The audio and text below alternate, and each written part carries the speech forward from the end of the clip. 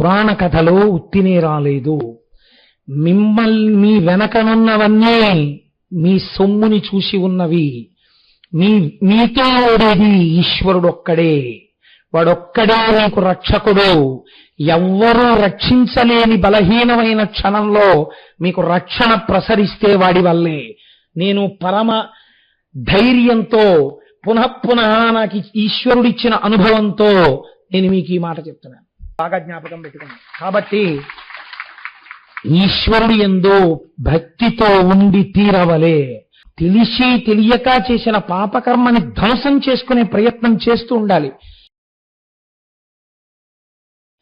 భగవంతుని యొక్క అనుగ్రహము, భగవంతుని యొక్క కారుణ్యము ఇంత వశుడైపోయేటట్టుగా ఉంటాయా?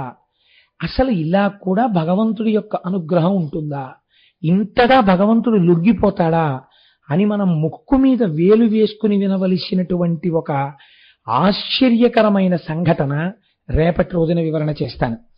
ఎందుకు అలా అనవలసి వచ్చిందంటే, ఇప్పుడు నేను ఈశ్వరుడి కారుణ్యమునకు ఇదే గొప్పది అన్నాను. కాదు, అంతకన్నా గొప్పది ఇంకోటి ఉంది, అందుకని అది రేపు చెప్పవలసి వస్తుంది. కాబట్టి ఈశ్వర కారుణ్యమునకు హద్దు లేదని చూపించే వాటిలో గంగావతరణం ఒకటి. కానీ అది పరమ పవిత్రమైనటువంటి ఆఖ్యానం. మీరు రామాయణంలో విన్నారు, సగర చక్రవర్తి యొక్క కుమారులు ఉద్ధతితో ప్రవర్తించి కపిల మహర్షి తపస్సు చేసుకుంటున్నటువంటి ప్రదేశానికి వెళ్ళి తమ యాగాశ్వం అక్కడ కనపడింది అని, అక్కడ గుర్రం కనపడింది కాబట్టి ఆయనే దొంగ అని ఒక నిర్ణయానికి వచ్చేసి చేతికి దొరికిన కట్టెలు, కర్రలు మొదలైనవి పట్టుకుని ఆయన నింద చేస్తూ ఆయన మీదకి పరిగెత్తారు. మహాపురుష సంకల్పం ఒక్కటి చాలు నాశనం చేసేయడానికి. అది చాలా భయంకరంగా ఉంటుంది. ఆ కావ్యకంఠ గణపతి ముని నాసిక్లో తపస్సు చేసుకుంటున్నటువంటి సమయంలో ఆ ఆలయపు అర్చకుడు ఆయన మీద దొంగతనాన్ని అంటకట్టి ఆయన్ని కొట్టాడు. కొడితే ఆయన ఏం అనలేదు. ఆయన్ని తిట్టాడు, తిట్టరాని తిట్లు తిట్టాడు. ఆయన ఏం అనలేదు. జుత్తు పట్టుకుని ఈడ్చుకొచ్చాడు గుళ్ళోంచి బయటికి, తపస్సు చేసుకుంటున్న వారిని ఈడ్చుకొచ్చి 10 మంది మధ్యలో పారేసి కొట్టి, వీడే ఈ దొంగతనం చేశాడు, ఆలయంలో ఉన్న సొత్తు ఎత్తుకుపోయాడు నిన్న రాత్రి అని ఆయన మీద ఫిర్యాదు పెట్టాడు. ఈలోగా పోలీసులు ఆ సొత్తుని అమ్ముతున్న అసలు దొంగని పట్టుకుని తీసుకొచ్చి గుళ్ళో ఆ సామాన్ ఇచ్చేశారు. ఇంతసేపు నిగ్రహం పెట్టినటువంటి కావ్యకంఠ గణపతి ముని పూర్వం ఆయన్ని ఆ నాసిక్ పట్టణంలోనే చాలా మర్యాదతో గౌరవించినటువంటి ఒక ఉన్నత కుటుంబీకుడు వచ్చి, మిమ్మల్ని అంత కొడుతుంటే కనీసం నేను చెయ్యలేదు దొంగతనం, ఎందుకనలేదు అన్నారు. అంటే ఆయన అన్నారు, ఇంత పనికిమాలిన మాటలు నన్ను అంటూ నిందారోపణ చేశాడు కనుక కొద్ది కాలములోనే ఈ నాసిక్ పట్టణమునందు గొప్ప గొప్ప ప్రకృతి వైపరీత్యములు పుట్టుగాక అని శాపవచనం విడిచిపెట్టారు. నిజంగా అలా జరిగిందండి. నాసిక్లో ఒకప్పుడు భయంకరమైనటువంటి భూకంపం వచ్చేసింది. కాబట్టి మహాత్ముల యొక్క శక్తి ఎక్కడుంటుంది అంటే, వాళ్ళకి ఇంకా ధనస్సు, బాణాలు ఇవన్నీ వాళ్ళకి అక్కర్లేదు. వాళ్ళ నోటి వాక్కే శక్తి. అది పిడుగు కన్నా ప్రమాదకరం. ఒక్క వాక్యాన్ని విడిచిపెట్టేశారనుకోండి, అంతే, ఇంకా అలా ఉండిపోతుంది. మీకు నేను ఒక ఉదాహరణ చూపిస్తాను. జగద్గురువులై ఆర్షధర్మ ప్రతిష్టాపన చేసి వేద విరుద్ధమైన వాదనలను ఖండించి అద్వైత తత్వాన్ని బోధ చేసి మన లోకానికంతటికీ కూడా ఇంత భక్తి సామాగ్రిని పంచిపెట్టినటువంటి శంకర భగవత్పాదులు కేరళలో వాళ్ళ అమ్మగారు శరీరం విడిచినప్పుడు జరిగినటువంటి ఒక దారుణమైన సంఘటన చేత కోపమును చెంది శంకరాచార్యులు వారు కోపాన్ని పొందిన సందర్భం ఇంకోట్లేదు. తాను పుట్టినటువంటి ప్రదేశంలో, అటువంటి కేరళ రాష్ట్రంలో సనాతన ధర్మమును ప్రబోధము చేసేటటువంటి పీఠము ఉండకుండుగాక అని శాపం ఇచ్చారు. వారు పుట్టిన దేశంలో కేరళలో పీఠం లేదు, కర్ణాటకలో శారదా పీఠం ఉంది. మీరు చూడండి, మహాత్ముల మాటలు ఉత్తినిపోవు. కనుక కపిల మహర్షి కళ్ళు తెరిచి చూశారు. ఏమిటి కేకలేమిటి, అల్లరేమిటని. మీదకొచ్చి పడుతున్నారు సగరులు. వెంటనే ఆయన కోపాన్ని పొంది ఒక్కసారి చూసి హుం అన్నారు. అంతే, వారిలోంచి పుట్టినటువంటి కోపము అగ్నిహోత్రంగా మారింది. ఎక్కడ ఉన్న వాళ్ళు అక్కడే 60,000 మంది బూది కుప్పలై పడిపోయారు. అంశుమంతుడు చూశాడు. చూసి వాళ్ళకి జలతర్పణ చేద్దామని గబగబా వెళ్ళి నీళ్లు పట్టుకొస్తున్నాడు. పట్టుకొస్తుంటే గరుత్మంతుడు అన్నాడు, ఇలా మహాత్ముల యొక్క క్రోధాగ్ని చేత ఎవరు మరణిస్తారో వాళ్ళని ఉద్ధరించడానికి సామాన్యమైనటువంటి జలములకు అధికారము లేదు. ఈ నీటిని విడిచిపెడితే సామాన్యంగా ప్రాణాన్ని విడిచిపెట్టిన వాడైతే జలతర్పణ అందుతుంది వాడికి. కానీ వీళ్ళు ఒక మహాత్ముని యొక్క క్రోధాగ్ని చేత మరణించారు కాబట్టి వీళ్ళకి నువ్విచ్చే జలతర్పణలో అందవు. వీళ్ళు ఊర్ధ్వలోకాల్ని పొందరు. వీళ్ళు ఇలాగే ఉగ్రత్వమును పొంది తిరుగుతూ ఉంటారు. వీళ్ళ భస్మరాసులు తడవాలంటే ఆకాశము నుండి గంగ భూమి మీదకి ప్రవహించాలి. ఎక్కడ పడున్నారు వీళ్ళు? పాతాళలోకంలో పడున్నారు. ఎక్కడి స్వర్గలోకం, ఎక్కడి పాతాళలోకం?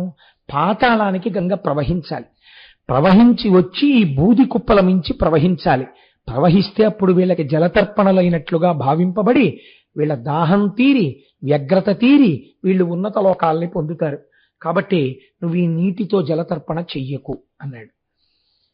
దీనికోసం బెంగ పెట్టుకున్నారండి ఇక్ష్వాకు వంశంలో. నాకు తెలిసి ఇక్ష్వాకు వంశంలో ధరింపచేసేవాడు లేక కొన్ని తరాల పాటు అలా పడిపోయినటువంటి సందర్భం ఏదైనా ఉంటే ఒక్క సగర చక్రవర్తి బిడ్డల వల్లే ఉంది. ఇలా పడిపోయి ఉండిపోతే తర్వాత దిలీపుడు వెళ్ళిపోయాడు, సగరుడు వెళ్ళిపోయాడు చాలా కష్టపడి ప్రయత్నం చేసి, అంశుమంతుడు వెళ్ళిపోయాడు, దిలీపుడు వెళ్ళిపోయాడు, భగీరథుడు వచ్చేశాడు. వీళ్ళు అలాగే ఉన్నారు.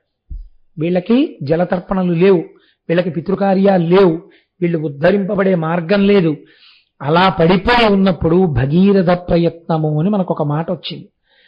ఆ భగీరథ ప్రయత్నం ఎక్కడ ప్రారంభమైంది అంటే, సాధారణంగా లోకంలో ఒక మాట ఉంటుంది, అసంభవము, ఇది జరగదు. అసంభవములు ఎప్పుడు సంభవములవుతాయి? పట్టుదల కలిగినటువంటి వాడి సంకల్ప బలం చేత, వాడికున్న పరమేశ్వర భక్తి చేత అసంభవములు సంభవములే అవుతాయి. కాబట్టి ఇప్పుడు ఆయన తపస్సు చేయడానికి బయలుదేరాడు. తపస్సు చేయడానికి బయలుదేరినటువంటి వాడు ఎక్కడ పరిపాలన చేస్తున్నాడండి? అయోధ్యలో పరిపాలన చేస్తున్నాడు. అయోధ్యకి దగ్గరలో ఎన్ని గొప్ప గొప్ప పట్టణాలున్నాయి. కాశీ మొదలైన పట్టణాలన్నీ ఉత్తర భారతదేశంలో ఉన్నాయి. ఆయన ఆ పట్టణాల్లో తపస్సు చెయ్యలేదు. ఎక్కడ చేశాడంటే దక్షిణ భారతదేశానికి వచ్చి గోకర్ణంలో తపస్సు మొదలుపెట్టాడు. గోకర్ణంలో తపస్సు ఎందుకు చెయ్యాలి? మనకి ఒక ప్రశ్న మీరు వేసుకుని జవాబు కోసం ప్రయత్నం చెయ్యకపోతే మీకు ఎప్పటికీ దాని యొక్క వైభవం అందదు. మీరు గంగావతరణము అని చదివేటప్పుడు గోకర్ణంలో తపస్సు చేశాడు అని మీరు చదివేశారనుకోండి, నేను దోషము అని అన్నాను, కానీ గోకర్ణంలో ఎందుకు చెయ్యాలి? ఇప్పుడు నిన్నటి రోజున సుబ్రహ్మణ్యేశ్వర స్వామి వారి కళ్యాణం చేస్తే అక్కడ ఎందుకు చేశావు అంటే ఏదో ప్రాతిపదిక ఉండాలి కదండి. 400 మంది గృహస్థులు, మిగిలిన కొన్ని వేల మంది కూర్చుని చూడ్డానికి ఈ ప్రాంతం ఇరుకవుతోంది. అలా పెట్టుకుంటే బాగుంటుంది. ఏదో ఒక ఆలోచన లేకుండా ఉత్తిని అక్కడ వెయ్యరు కదా తీసుకెళ్ళి, అది దిక్కు సరిపోతుందా, అలా పెట్టచ్చా, భూశుద్ధికి ఏం చెయ్యాలి, ఇవన్నీ ఆలోచనలు ఉంటాయి, అవి అమలు చేస్తాం. అలా గోకర్ణానికే ఎందుకు వెళ్ళాలి? గోకర్ణానికి ఏమైనా ప్రత్యేకత ఉన్నదా అంటే, గోకర్ణమునకు ఒక ప్రత్యేకత ఖచ్చితముగా ఉన్నది. ఏమిటో తెలుసా అండి గోకర్ణానికి ఉన్న ప్రత్యేకత?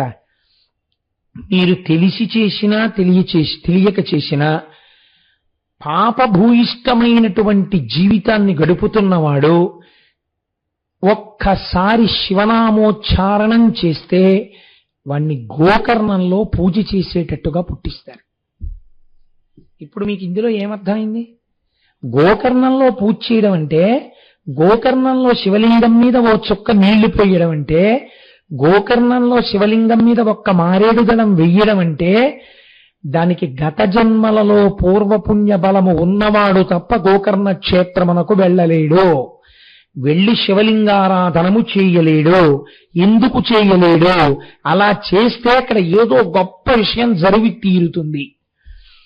ఇప్పుడు దీన్ని ఎలా అనుసంధానం, దీనికి ఏమైనా ప్రమాణం ఉందా ఇలా చెప్పడానికి? ఉన్నది. ఎక్కడ ఉన్నది అంటే, పూర్వం ఒక బ్రాహ్మణ కాంత ఒక ఆవిడ ఉండేది. ఆవిడ చాలా గొప్ప తల్లి. ఆవిడ పేరు సౌమిని. ఆవిడ ఒక బ్రాహ్మణుడికి ఇచ్చి వివాహం చేశాడు తండ్రి గారు. ఇద్దరూ కలిసి సంతోషంగా జీవితం గడుపుతున్నారు. కానీ దురదృష్టవశాత్తు పెళ్ళైన కొద్ది నెలలకే భర్త విగత జీవుడయ్యాడు. ఆవిడికి వైధవ్యం సంప్రాప్తించింది. బహుసౌందర్య రాశి, విశేషించి ఆ భర్త లేడు. దీని చేత పురుషులు ఈవిడిని తమ వలలో వేసుకునే ప్రయత్నం చేశారు. అదొక దురదృష్టకరమైన సంఘటన. నేను దాని గురించి పెద్ద విశేషంగా విపులీకరించక్కర్లేదు. అందులో ఆవిడ ఒక్కరి దోషమే ఉందని నేను అనుకోను.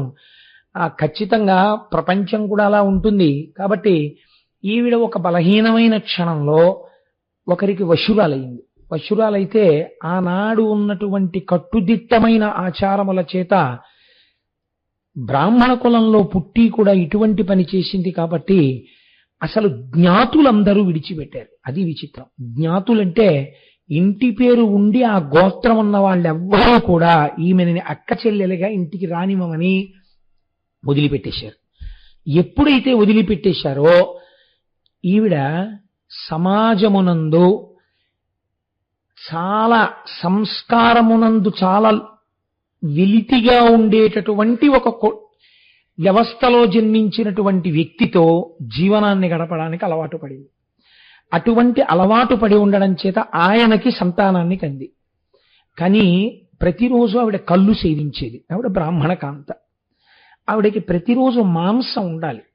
మాంసము తిని జీవించాలి. మీరు నన్ను క్షమిస్తే ఒక మాట నేను చెప్తాను సభాముఖంగా. నాకేం భయం లేదు ఇలాంటివి చెప్పడానికి. చెడిపోయిన బ్రాహ్మణుడు ప్రవర్తించేంత వ్యగ్రంగా ఎవరూ ప్రవర్తించలేరండి. నేను ఎన్నో చూశాను సమాజంలో సంఘటనలు. అసలు నిజంగా అలా ఉండడానికి సహజమండే అని మీరు అనుకునే వాళ్ళకన్నా దారుణంగా ఉంటాడు భ్రష్టుడైన బ్రాహ్మణుడు సమాజంలో. ఆ భ్రష్టత్వం వైపుకు వెళ్ళకూడదు. కాబట్టి ఏమైంది, ఇప్పుడు ఆవిడ కళ్ళు తాగుతోంది, ఆవిడ మాంసం తింటోంది. ఒక్కసారి లోపలకి ఆ బుద్ధి ప్రవేశిస్తే హీనత్వం ఎక్కడికైనా వెళ్ళిపోతుంది. ఒకనాడు భర్త అని అనడం కుదరదేమో, ఉన్నటువంటి స్థితి రీత్యా ఆయన ఎక్కడికో వెళ్ళాడు పని మీద. ఈవిడికి ఒక రాత్రి వేళ మాంసాహారాన్ని తినాలని కోరిక పుట్టింది. ఎంతటి వ్యగ్రతతో కూడినటువంటి జీవిగా ఈవిడ మారిపోయిందంటే వెంటనే ఆవిడ చూరులోంచి ఒక పట్టా కత్తిని తీసింది. పెరట్లోకి పశువులు కట్టబడేటటువంటి ప్రదేశానికి ఒక దీపం పట్టుకుని వెళ్ళింది. వెళ్ళి అక్కడ ఉండేటటువంటి మేకలలో ఒక మేకని నరికేసి తెచ్చి వండుకు తినేస్తుంది ఆవిడ. ఇప్పుడు ఆవిడ అటువంటి స్థితికి వెళ్ళిపోయింది ఆవిడ జీవనం. వెళ్ళిపోయి ఆవిడ కత్తి పట్టుకుని వెళ్ళి చాలా కళ్ళు తాగి ఉంది, అపభ్రంశమైన మనస్సుతో ఉంది. ఆ వ్యగ్రతలో ఆవిడకి సరిగ్గా ప్రాణుల యొక్క గుర్తింపు కలగలేదు. చేతిలో ఉన్న దీపం కొట్టుమిట్టాడుతోంది. నల్లని మేక అనుకుని ఒక నల్లని ఆవు దూడని నరికేసి ఆ ఆవు దూడని ఇంట్లోకి తీసుకొచ్చింది. చచ్చిపోయిన ఆవు దూడని నెత్తురు కారుతుండగా తెచ్చి ఆ కత్తితో తోలు తీసేసి మాంసాన్ని పచనం చేసుకోవడానికని దీపం దగ్గర పెట్టుకుంది. దగ్గర పట్టుకున్న తర్వాత చూస్తే ముఖం వంక చూసింది ఆవు దూడ. అప్రయత్నంగా ఆవిడ నోటి వెంట ఒక మాట వచ్చింది, శివ శివ అని. అంతే. అంటే ఎక్కడో సంస్కార బలం దాగి ఉంది. ఒకప్పటి సంస్కారం ఒక్కసారి పైకి లేచింది. అబ్బబ్బబ్బా, ఆవు దూడని చంపేశాను అనుకుంది. శివ శివ అంది. అంతే. కానీ ఆవిడ వెనకంజ వేయలేదు. కళ్ళు తాగి ఉంది. ఉత్తర క్షణం పోయింది ఆ సంస్కారం. కొన్ని పదార్థాలను అందుకే సేవించవద్దని చెప్తారు. ఒక కొత్త సంస్కారం ప్రారంభమవుతుంది మనిషిలోంచి, వ్యగ్రతతో కూడిన సంస్కారం. దాన్ని మీరు స్థిరపరచుకోకూడదు. ఈశ్వరుడు మీకు ఇచ్చిన దాంతో ఉన్నతి వైపుకి వెళ్ళాలి, కానీ పతనావస్థ వైపు వెళ్లే పదార్థం తీసుకోవడం ఏమిటండి, పాడు చేసుకోవడం ఏమిటి? కాబట్టి ఒక స్త్రీ హద్దులు దాటిపోయింది. ఇందులో మీకు ఎన్నో విషయాలు తెలుస్తాయి. ఏ విషయంలో తప్పు జరిగితే భ్రష్టత్వం ఎంత దూరం వెడుతుందో కూడా తెలుస్తుంది. కాబట్టి ఇప్పుడు ఏమైంది, ఆవిడ ఆవుని ముక్కలు చేసేసింది. ఆ పచ్చి మాంసపు ముక్కలు కొన్ని తీసి ఉడికించుకుని తినేసింది. శరీరంలో బలం అంతకాలం ఒకలా ఉండదు కదండి. శరీరం జర్జరీభూతం అయిపోతుంది. ఆవిడ వృద్ధురాలైపోయింది. వృద్ధురాలైపోయి కట్టకడన ప్రాణాన్ని విడిచిపెట్టేసింది. యమభటులు ఆవిడ్ని తీసుకెళ్లారు. ఆవిడ పాపమును పుణ్యమును బేరీజు వేశారు. ఇది విచిత్రం. అక్కడ ఒక తర్కం జరిగింది. సరే, పాపం ఇంతుంది, ఇంత పాపానికి ఏం చేయాలి? దానికి పెద్ద విశేషం ఏం లేదు. ఏదో రకరకాల శిక్షలు, దిక్కుమాలిన శిక్షలు వేసేయచ్చు. దీనికి ఏం చెయ్యాలి? శివశివ అన్న మాటకి ఏమైనా చెయ్యొచ్చా? ఈ శివశివ అని 2 మాటలు మాత్రం అంది. 2 మాటలు శివశివ అన్నందుకు ఈవిడికి ఏ పుణ్యం ఇవ్వవచ్చు అని అడిగారు. అడిగితే యమలోకంలో పెట్టినటువంటి బాధలు పెట్టగా అత్యంత హేయమైన సంస్కారమున్న కుటుంబమునందు పుట్టించి చీకటి పడిన తరువాత ఈవిడ నడుస్తుంటే ఎవరికీ తెలియనంత నల్లటి రూపంతో పుట్టించి పుట్టుకతో అంధురాల్ని చేసి కుష్ఠవ్యాధిని కట్టపెట్టండి. కాబట్టి యవ్వనము వచ్చేటప్పటికీ ఒంట్లోంచి పుళ్ళు పుట్టి చీము నిట్టులు అలా కారిపోతుండాలి. ఎవ్వరూ దగ్గరికి రాకూడదు. పుల్లటి కంపు వస్తూ ఉండాలి శరీరంలోంచి. ఎప్పుడు ఈగలు దోమలు ముసురుతూ ఉండాలి. చేసిన పాపం అనుభవింపబడాలి. అందుకే కొన్ని ప్రాణులు అలా పుడతాయి లోకంలో. కాబట్టి ఇప్పుడు ఈ పాపం అంతా అనుభవంలోకి వెళ్ళిపోవాలి. శివశివ అన్నందుకు గోకర్ణం మాత్రం చేర్చండి అన్నారు. చూశారా? శాస్త్రమేనండి. మీరు నన్ను ఇక్కడ ఒక ప్రశ్న వేయచ్చు. ఏమండి, శివశివ అంటే గోకర్ణానికి వెళ్ళిపోతారా? అలా ఉంటుందా అని మీరు అనుమానపడచ్చు. నేను ఒక్క మాట చెప్తాను, ఆలోచించండి. మీరు మీ ఆఫీసర్ గారి దగ్గరికి వెళ్ళి మీరు రోజు ఫైల్ పట్టుకెళ్ళినప్పుడు తమరు నిన్న చెప్పింది ఫైల్ రాసేసానండి అంటారు కదా. తమరు అన్న 3 అక్షరాల్ని తీసి ఉరే అని మార్చండి. తమరు అండం మానేసి ఉరే నిన్న నువ్వు చెప్పింది ఫైల్ పెట్టేశాను అని అక్కడ పెట్టండి. మీ సీట్లోకి వెళ్ళేటప్పటికీ 2 ఒకటి వస్తుంది. ఒకటి ట్రాన్స్ఫర్ ఆర్డరు, లేకపోతే సస్పెన్షన్ ఆర్డర్ కదండి. ఏం భాషలో ఉన్నవి కావా? ఉ రే ఈ అన్న అక్షరాలు లోకంలో వ్యవహారంలో ఉన్నవి కావా? ఉరే అన్న అక్షరాలు. తామారు అన్నవి వ్యవహారంలో ఉన్నవే. అవి శంకరుడి వల్ల వచ్చినవే, ఇవి శంకరుడి వల్ల వచ్చినవే. ఈ 3 అక్షరాలు పక్కన పెడితే ఇంత వ్యగ్రతతో కూడిన ఫలితం ఎందుకు వచ్చింది? ఆ అక్షరములనే మార్చి పక్కన పెడితే ఫలితం అలా వచ్చినప్పుడు, సృష్టిలో శివ అన్న 2 అక్షరాల్ని కలిపి పెట్టినప్పుడు ఈ ఫలితం ఇస్తే మీకేమిటి అభ్యంతరం? తమరు పెడితే మీరు ప్రశాంతంగా ఉన్నారా? ఉరే పెడితే సస్పెన్షన్ వచ్చిందా? ఈ లోకంలోనే వచ్చిందే. మీకన్నా ముందు పుట్టినవాడు అధికారి అయినందుకు మీ మీద అంత అధికారం చెలాయించగలుగుతున్నాడే. సర్వలోకములను సృష్టించినటువంటి పరమేశ్వరుడు ఆయన నామం చెప్పినంత మాత్రం చేత నువ్వు ఈ ఫలితం అని అంటే మీరు ఎందుకు అభ్యంతరపడాలి? మీకెందుకు బెంగ ఉండాలి? మీకెందుకు అనుమానం ఉండాలి ఆ విషయంలో? ఒక విషయాన్ని మీరు తెలుసుకోవడం వేరు, తెలుసుకున్న దాన్ని సదాచారములోకి తెచ్చుకోవడం వేరు. దేశము కాలము అని 2 ఉంటాయి. ఇవి కలియడం చాలా కష్టం అండి. దేశం ఉంటుంది, కాలం ఉంటుంది. మీరు చూడండి, దేశము మా ఇంట్లో కూర్చున్న దేశమే, అయ్యప్ప స్వామి గుళ్ళో కూర్చున్న దేశమే. మా ఇంట్లో కూర్చుని శివాష్టోత్తరం చదివాననుకోండి, అష్టోత్తరం చదివానంటారు. ఇక్కడికి వచ్చి కూర్చుని నేను అష్టోత్తరం చదివాననుకోండి, 108 పక్కన 3 సున్నాలు పెడతారు. అన్నిసార్లు నామని చెప్పినట్టు ఖాతాలో వేస్తారు. ఎందుకు? ఇది ఆలయ ప్రాంగణం. ఇక్కడ ఏది చేసినా సహస్రం కింద లెక్కేస్తారు. అలాగే స్వయంభూయంగా ఉందనుకోండి, అక్కడికెళ్ళి ఏది చేసినా అనంతం, దాన్ని మీరు లెక్క పెట్టలేరు ఇంకా శక్తిని. కాబట్టి దేశము కాలము కనుకనే మనం ఏం చేస్తున్నాం? రేపు మహాశివరాత్రి నాడు కేవలం పూజ చేయడం కాదు, పూజ చేసి అందరికీ ఒక 30 నిమిషాలు సమయం ఇచ్చి, ఇదే కదండి మనకంటూ ఏదైనా మిగిలితే ఇదొక్కటే మనకి మిగిలేది. మహాశివరాత్రి నాడు ఆలయ ప్రాంగణంలో పూజాంతర్గతంగా మౌనం వహించి శివనామం 2 పేజీలు రాయండి, 3 పేజీలు రాయండి, మీరు ఏ గతుల్ని పొందుతారు? కనుక అందరం శివకోటి పుస్తకాలు తెచ్చుకుని ఆ రోజున ఒక 30 నిమిషాల సేపు శివనామములను రాస్తాం. ఇది మనం జీవితంలో చెయ్యవలసిన పనులివి. కాబట్టి ఇప్పుడు ఆవిడ్ని ఎక్కడికి తీసుకెళ్లి పుట్టించారు? మరుజన్మలో భయంకరమైనటువంటి సంస్కారం కలిగినటువంటి ఒక కుటుంబమునందు పుట్టుక చేత బొగ్గు వంటి వర్ణంతో, ఆ వర్ణంతో పుడితే వచ్చిన నష్టమేం లేదు, కానీ దానితో పాటు అంధురాలు. ఇది పెద్ద ప్రమాదం. ఏమీ తెలియదు, పుట్టినప్పటి నుంచే ఆవిడ అంధురాలు. దానికి తోడు చాలా చిన్న వయస్సులో ఆవిడ్ని కుష్ఠవ్యాధి పట్టుకుంది. ఒళ్ళంతా పాకేసింది. ప్రాణం పోతుందా? పోలేదు. ఇదండి అసలు మీకు ప్రపంచంలో ఈశ్వరుడు వేసేటటువంటి శిక్ష ఎప్పుడు కనపడుతుందో తెలుసా అండి? అన్నీ తెలిసి ఉన్నవాడికి అమావాస్య మరణం, ఏమీ తెలియని వాడికి ఏకాదశి మరణం అని అందుకే వచ్చింది సామెత. ఈశ్వరుడు వ్యాధితో పాటు దీర్ఘజీవనాన్ని కూడా ఇచ్చేస్తే ఇంకా నరకం ఎక్కడో ఉండదు. చాలండి, అప్పుడు తెలుస్తుంది అనుభవం అంటే ఏమిటో. అప్పుడు తెలుస్తుంది శివనామం రాయకపోవడం ఏమిటో. అప్పుడు తెలుస్తుంది భగవత్కథ వినకపోవడం అంటే ఏమిటో. అప్పుడు తెలుస్తుంది ఒక దేవాలయానికి వెళ్ళకపోవడం అంటే ఏమిటో. ఎవరు ఉద్ధారకులు అనుకున్నామో వాళ్ళు ఈ మధ్య కాలంలో రిపీటెడ్ గా పేపర్స్ లో వస్తుంటే అసలు ఈ సంస్కారం ఎట్టిపోతోంది అనిపిస్తోంది. ఇంకా ఈవిడ ఎక్కువ కాలం బతకదని హాస్పిటల్లో డిశ్చార్జ్ చేసేస్తే నేను ఒక వారం క్రితం పేపర్లో చదివాను. తీసుకొచ్చి ఆవిడికి అంత్యేష్టి సంస్కారం చేసేశారు. తీసుకొచ్చి ఆవిడ్ని పాతి పెట్టేయడానికి గొయ్యి తవ్వేసి ఆవిడ్ని అందులో పెట్టేసి పూర్తి చేయపోయారు. ఒక పేపర్లో వచ్చిందండి, నేను అబద్ధం ఆడలేదు. పూర్తి చేయబోతుంటే పక్కన ఇంకో శవాన్ని పాతి పెట్టడానికి వచ్చిన వాళ్ళు చూశారు. చూసి అదేటాడు మూలుగుతోంది, కొంచెం ఊపిరుంది, అదేమిటి పాతి పెట్టేస్తున్నారన్నారు.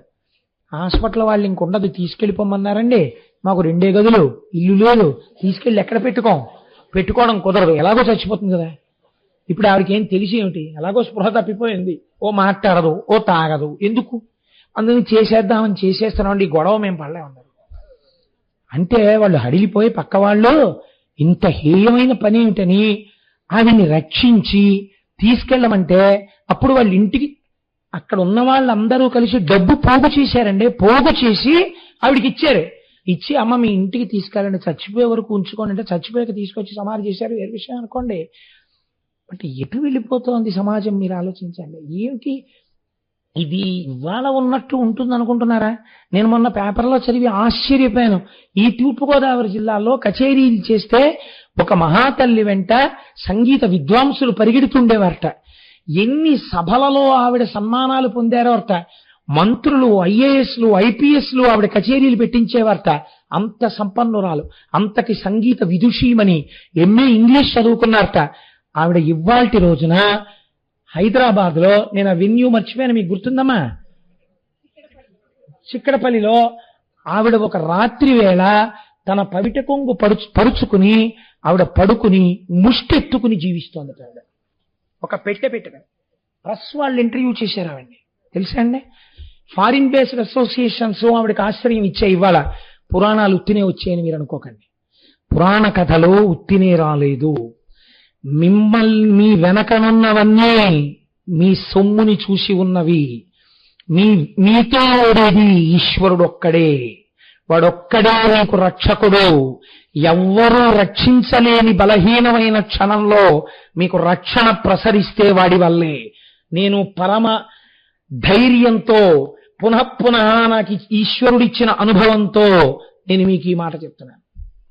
బాగా జ్ఞాపకం పెట్టుకోండి. కాబట్టి ఈశ్వరుడు యందు భక్తితో ఉండి తీరవలే.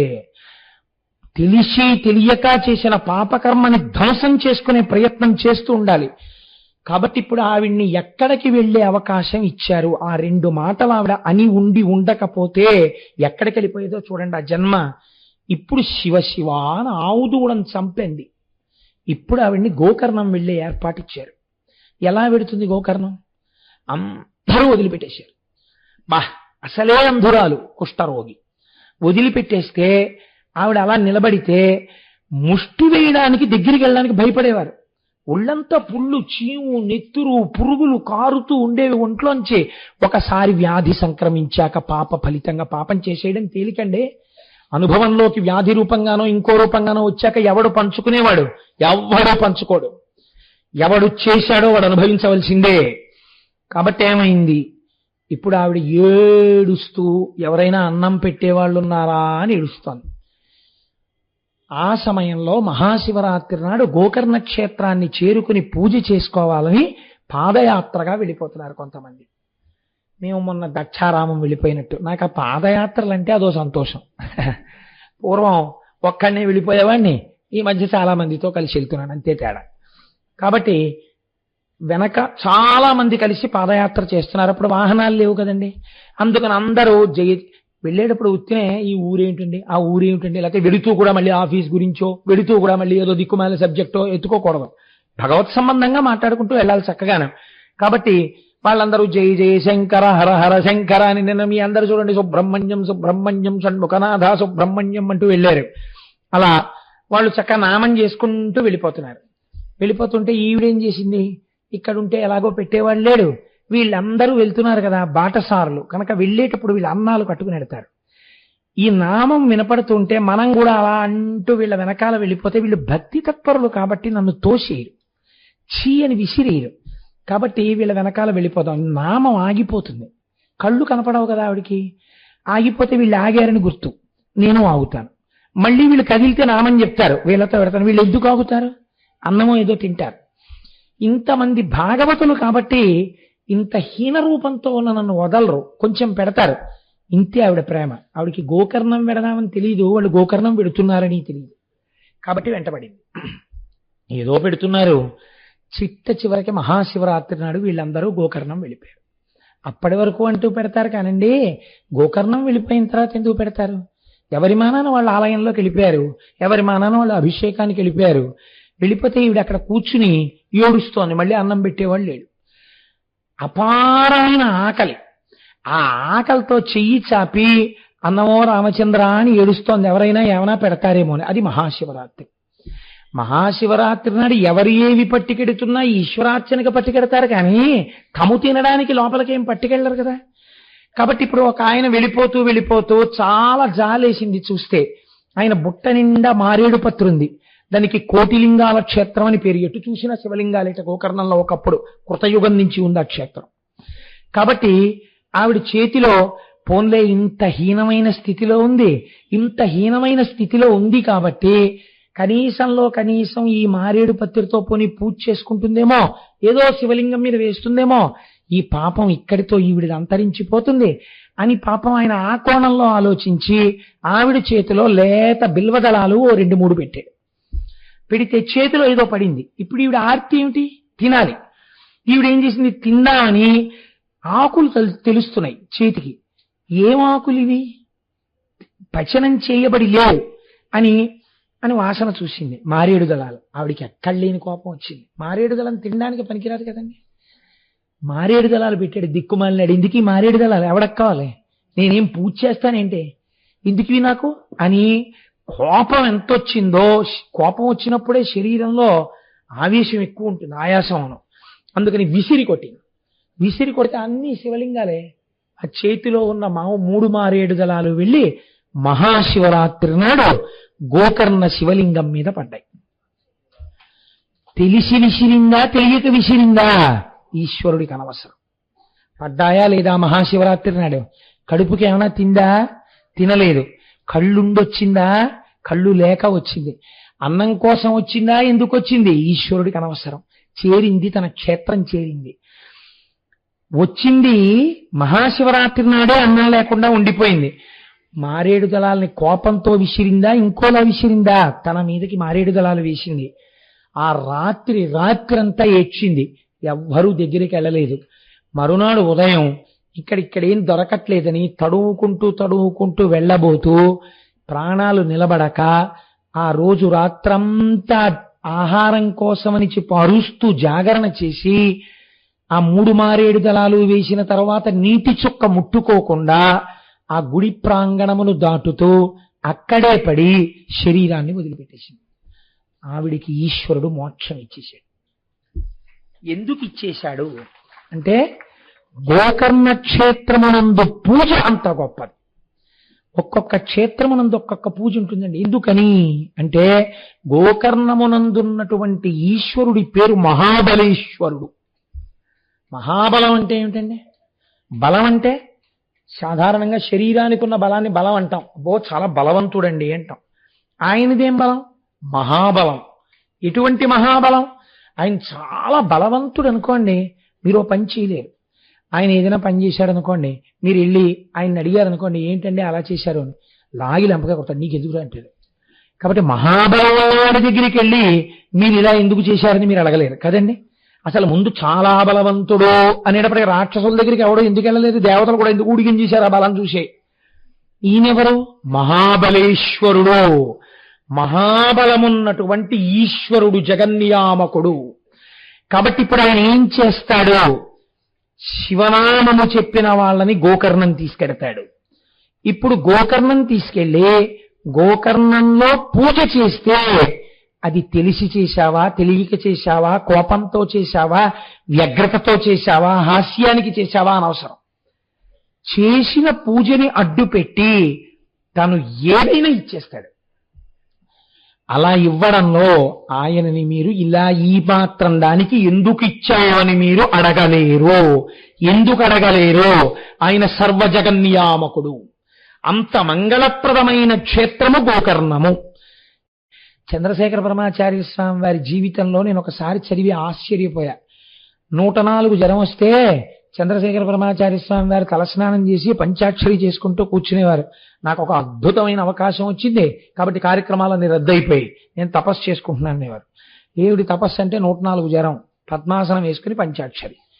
ఎందుకండి అలాగా అంటే అనేవారు, పూర్వకాలంలో పంచాగ్నిహోత్రముల మధ్య తపస్సు ఉంది, ఇప్పుడు లేదుగా. లోపల ఇంత తపించిపోతుంటే పంచాగ్నిహోత్రములు ఉన్నట్టేగా. జ్వరమన్నది తెలియకుండా అసలు జ్వరమన్న దాన్ని మర్చిపోయి అంతర్ముఖుడనైపోయి శివారాధన చేస్తే ఇప్పుడు నేను పంచాగ్నిహోత్ర తపస్సు చేసినట్టే. కాబట్టి ఈశ్వరుడు నాకు ఎంత గొప్ప వరం ఇచ్చాడు, 104 జ్వరం, కాబట్టి తపస్సు చేస్తానని. మహాత్ముల యొక్క జీవన స్థితి అలా ఉంటుందండి. మనం అయితే దీపం ఇలా తిప్పాలా, ఇలా తిప్పాలా, దిక్కుమాల అనుమానాలు ఎప్పుడూ అవి. అసలు ఆ స్థాయిలో ఆలోచనే రాదు మనకి. ఎప్పుడూ నిర్నిమానాలతోనే జీవితాలు అయిపోతుంటాయి. కాబట్టి ఊర్ధబాహు పంచతప మాసాహారో, నెలకొక్కసారి ఆహారం. జితేంద్రియ, ఇంద్రియములను గెలిచాడు. ఇంద్రియములను గెలవడం అంటే నేను తరచు చెప్తుంటాను, ఇంద్రియములను గెలవడానికి ఇంద్రియాలని నొక్కి పట్టడానికి తేడా ఉంది. ఇంద్రియాలని నొక్కి పడితే అవి ఎప్పుడో అప్పుడు కాటేసేస్తాయి. ఇంద్రియాలని గెలవడం అంటే ఏమిటో తెలుసా అండి? ఏ ఇంద్రియములు ఆయా పదార్థములను చూసినప్పుడు లౌల్యములకు గురవుతాయో ఆ పదార్థము తన ఎదురుగుండా కనపడినా ఆ ఇంద్రియము లౌల్యమునకు గురి కాకపోవుట. 3 రోజులు అన్నం తినకపోయినా ఆయన ఎదురుగుండా ఒక ఆయన భోజనం చేస్తుంటే పరమ సంతోషంగా అలా కూర్చుని ఉండగలగాలి తప్ప చూడు ఎలా తింటున్నాడో నాకు పెట్టట్లేదు అనగలిగి ఉండాలి. అప్పుడు రసేంద్రియమును గెలిచాడు.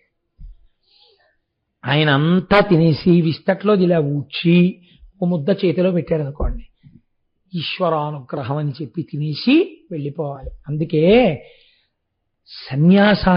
సన్యాసాశ్రమమును మన దేశంలో అంత గొప్పగా ఎందుకు చెప్తారో తెలుసా అండి? అన్నం పిలిచిపెట్టేటటువంటి తల్లిదండ్రుల్ని విడిచి లోకమంతటిని భవతి భిక్షాందేహి అన్నప్పుడల్లా కబళం వేసినటువంటి ప్రతి స్త్రీని తల్లిగా చూస్తూ వెళ్ళిపోగలిగినటువంటి స్థితికి వెళ్ళిపోతాడు సన్యాసి. అలా భవతి భిక్షాందేహి అంటూ తిని అందరినీ తల్లులుగా చూస్తారు కాబట్టి అంత పవిత్రమూర్తిగా సన్యాసిని ఈ దేశం చూసింది. కాబట్టి చూడండి, ఇప్పుడు మాసాహారో జితేంద్రియ తస్య వర్ష సహస్రాణి ఘోరే తపసి తిష్ఠిత. 1000 సంవత్సరములు తపస్సు చేశాడు. 1000 సంవత్సరాలంటే మరి 1000 ఏళ్ళు బతుకుతాడా అండి అని అడక్కండి. ఒక్కొక్క యుగంలో ఒక్కొక్క రకంగా ఉంటుంది జీవితం. ఒక్కొక్కసారి ఒక్కొక్క యుగంలో అస్థిగతం, ఎముకలు ఉన్నంత వరకు ప్రాణం ఉంటుంది. కాబట్టి త్రేతాయుగం కాబట్టి ఆ రోజుల్లో ఆ ఎముకలు ఉన్నంత కాలం వాళ్ళకేమి ఇబ్బంది లేదు. ఆయన 1000 వర్షములు తపస్సు చేశాడు. చతుర్ముఖ బ్రహ్మగారు ప్రత్యక్షమయ్యారు. ప్రత్యక్షమైన ఆయన నీకు ఏం కావాలని ఈ తపస్సు చేశావని అడిగారు. చిత్రమైన కోరికలు 2 కోరాడు. ఇదండి. అందుకే పెళ్లి చేసేటప్పుడు ఏం చూస్తారంటే ఆయనకి ఎంత ఆస్తుందని ఎన్నడూ అడిగి పిల్లనివ్వరాదు. బాగా గుర్తుపెట్టుకోండి. మీరు అడిగినా అడగకపోయినా ఉందో లేదో మీకు తెలుస్తుందండి. ఎవడో ఒకటి చెప్పనే చెప్తాడు, వాళ్ళకి ఇది ఉందండి ఇది లేదండి. ఉన్నది ఉండిపోతుందని మీరు అనుకుంటున్నారా? లేనివాడు లేకుండా ఉండిపోతాడు అనుకుంటున్నారా? ఉన్నది ఉండాలన్నా లేనిది కలవాలన్నా యోగక్షేమం వహామ్యహం అని భగవానుడు చెప్తున్నాడు. ఆ భగవానుడి యందు భక్తి ఉన్నవాడిని తెచ్చుకో అల్లుడిగా. భగవంతుని యందు పూనిక ఉన్న కుటుంబాన్ని తెచ్చుకో నీకు బంధుత్వంతో. అంతేకాని ఈశ్వరుడు ఏమిటంటే అన్నవాడిని తేకు, వాడికి ఎంతున్నా ఉంటుందని నమ్మకం లేదు నీకు. అందుకే 7 తరాలు చూస్తారు. అందుకే ఇప్పుడంటే మనకు అవన్నీ అక్కర్లేదు అనుకోండి, మనం హాయిగా సంతోషం, మనంతటి వాళ్ళం మనం. కానీ 7 తరాలు ఎందుకు చూసేవారంటే ఈ వెనకాతల ఎక్కడైనా ఒక మహాత్ముడు ఉన్నాడా 7 తరాల్లో అని చూస్తారు. ఆయన ఉన్నాడనుకోండి మీకు చాలా గట్టెక్కిపోతాయి. ఎందుకు గట్టెక్కిపోతాయో మీరు చూడండి. ఇది మీకు నేర్పుతుందండి లోకం. భగీరథుణ్ణి బ్రహ్మగారు అడిగారు, నీకేం కావాలని అడిగారు. ఆయన 2 కోరాడు. ఆయనకి పిల్లలు లేక కాదు. ఆయన అన్నాడు, ఇక్ష్వాకు వంశమునందు కుమారులు జన్మేపకపోవుట అన్నది ఉండకుండుగాక, అవిచ్ఛిన్నముగా వంశము జరుగుగాక. ఇప్పుడు ఇక్ష్వాకు వంశం ఆగిపోవడం అన్నది ఉంటుందా? ఆయన అడిగాడు వరం.